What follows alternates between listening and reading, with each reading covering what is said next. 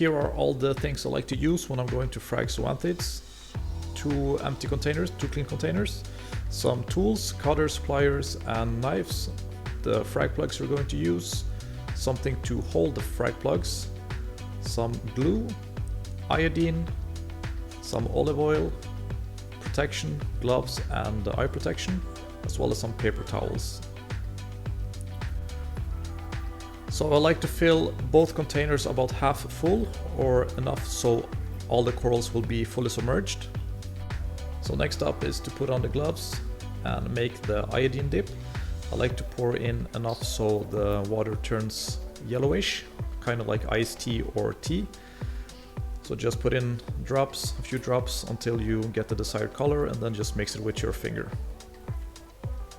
The next thing I like to do is to put all the tools I'm going to use into the iodine dip, just to help to keep them clean. And then what you want to do is put all the frag plugs you're going to use into the container with the clean water.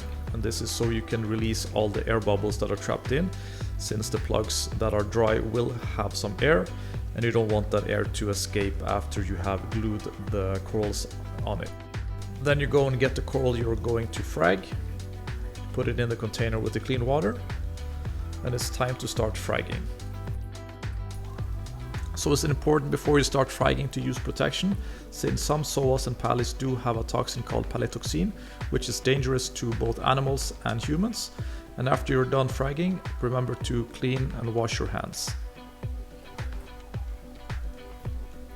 So this is where the fun begins. I always like to inspect all the corals I'm going to frag, just to see what way is the best way to start fragging, since there are 3 different methods I like to use when I'm fragging Zoanthids. First method is to cut the coral with some cutters. This is the safest and the easiest, or maybe not the easiest, but the best way to frag Zoanthids in my opinion, since you're already removing a piece of the rock or plug with the zoa already grown on. So when you're going to glue this on a plug, it's already attached to a piece of rock or plug, so it won't, most likely won't fly away or loosen from the plug after you glued it, since psoas and other soft corals do have a tendency to loosen from the glue after you have glued them on.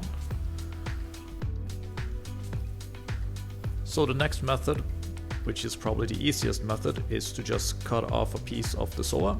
As you can see here, there's some zoa that has loosened from the plug or is loose from the plug, so we can easily just use a knife or scissors to carefully cut the zoa loose from the plug.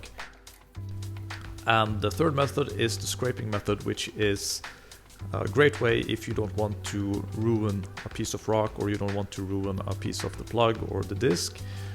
So what you do is you get a knife, you cut around the piece you want to cut, so it's detached from the rest of the psoas. So the next step is to take a knife that's not as sharp as the scalpel, but something that's pretty blunt, that you won't damage yourself or the zoa, and then carefully scrape underneath the zoa until it's loosened from the rock. As you can see here, it still has a bit of the rock attached to the zoa, so it makes it easier to glue, and it won't detach from the plug as easily after I have glued it all on. Once you have fragged all the pieces, you can put them in the iodine dip for around 5 minutes, together with the mother colonies or the corals you fragged it from. So when the 5 minutes are up, take the frags, put them on a paper towel, take the mother colonies into clean salt water while we continue to do the fragging process or the gluing process. Next up is to take all the plugs out of the water, clean them off, make sure they don't have any old glue or algae, so you can just scrape it off with a knife or remove some of the old glue, so it's easier to glue the frags on.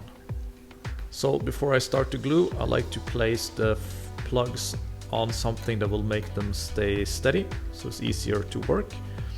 Put a little bit of glue on the plug, just a little bit, you don't have to put a lot of glue on. Remember to shake the glue before you use it. Then stick a little dab on, and then stick the frag onto the plug.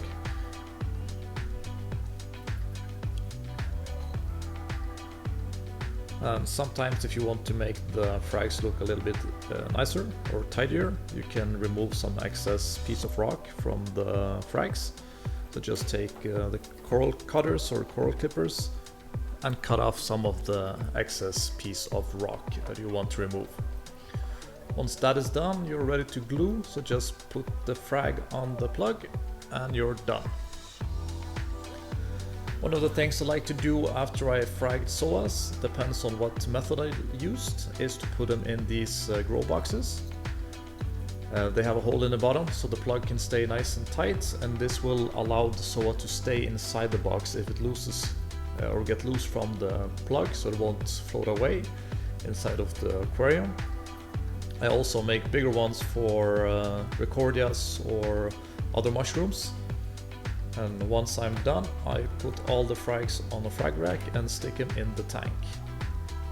And after we're done fragging, it's time to clean up. So wipe down the desk, time to clean the tools. I like to use some RO water in a spray bottle just to rinse off all the tools I used. And then I dry them off with a paper towel. And then I put some olive oil on all the tools to keep them nice so they don't rust over time. So that's about it. You just have to give the psoas some time to heal. I like to give them around 1 week to 2 weeks, and after that they should be good to go to customers or your friends or whoever you want to give your psoa frags to. So that's it for today. Let me know what coral you want me to frag next time. Also remember to subscribe and like the video, and check out our Facebook page and Instagram page if you want to follow us on our adventures. Thank you for watching and happy reefing.